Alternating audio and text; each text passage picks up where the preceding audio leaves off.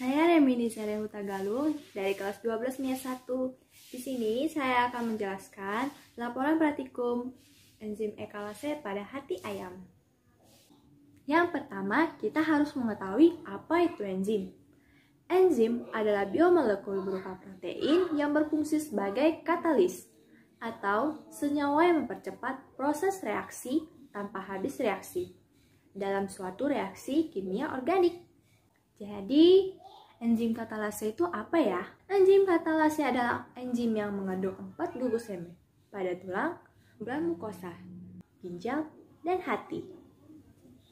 Enzim katalase memiliki fungsi yaitu berperan sebagai enzim peroksida khusus dalam reaksi dekomposisi hidrogen peroksida menjadi oksigen dan air.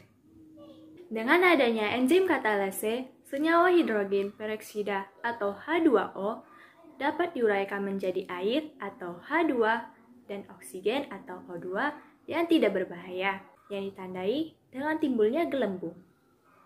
Enzim merupakan protein yang tersusun atas asam-asam amino. Kebanyakan enzim berukuran lebih besar dari substratnya.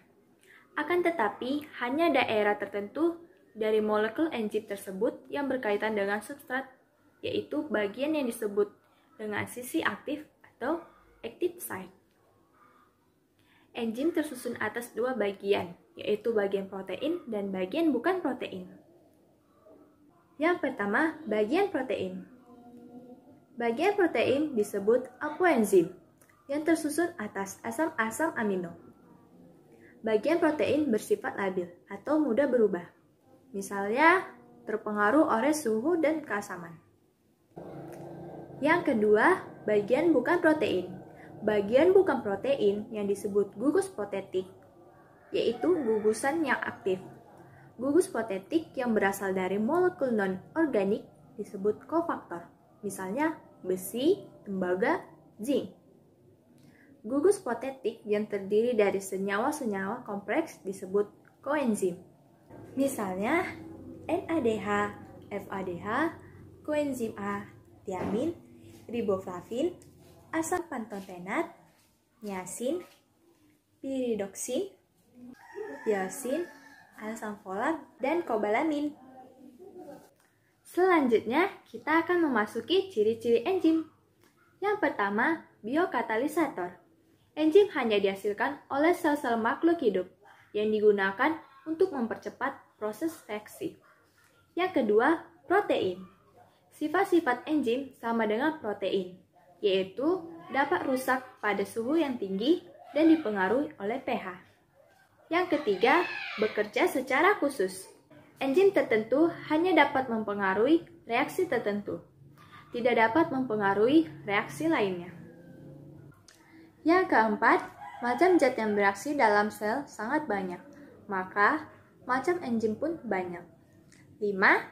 Dapat digunakan berulang kali. Dapat digunakan berulang kali karena enzim tidak berubah pada saat terjadi reaksi. Satu molekul enzim dapat bekerja berkali-kali selama enzim itu tidak rusak. Yang keenam, rusak oleh panas. Enzim rusak oleh panas karena merupakan suatu protein. Rusaknya enzim oleh panas disebut denaturasi. Jika telah rusak, enzim tidak dapat bekerja lagi.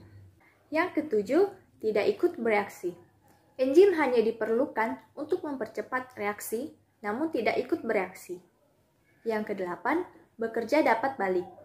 Suatu enzim dapat bekerja menguraikan suatu senyawa menjadi senyawa-senyawa lain. Dan sebaliknya, dapat pula bekerja menyusun senyawa-senyawa itu menjadi senyawa semula. Selanjutnya, cara kerja enzim. Yang pertama, teori gembok anak kunci. Sisi aktif enzim mempunyai bentuk tertentu yang hanya sesuai untuk satu jenis substrat saja. Bentuk substrat sesuai dengan sisi aktif, seperti gembok cocok dengan anak kuncinya. Yang kedua, teori induced feed. Reaksi antara substrat dengan enzim berlangsung karena adanya induksi molekul substrat terhadap molekul enzim. Kesimpulan enzim katalase. Yang pertama, enzim katalase bekerja dengan menguraikan H2O2 menjadi air atau H2O dan oksigen atau O2. Yang kedua, enzim katalase tidak rusak apabila bekerja secara optimal pada kondisi asam maupun basah. Yang ketiga, enzim juga mampu bekerja dalam suhu yang berbeda. Demikian penjelasan enzim ekalase dari saya. Sekian dan terima kasih. Dadah!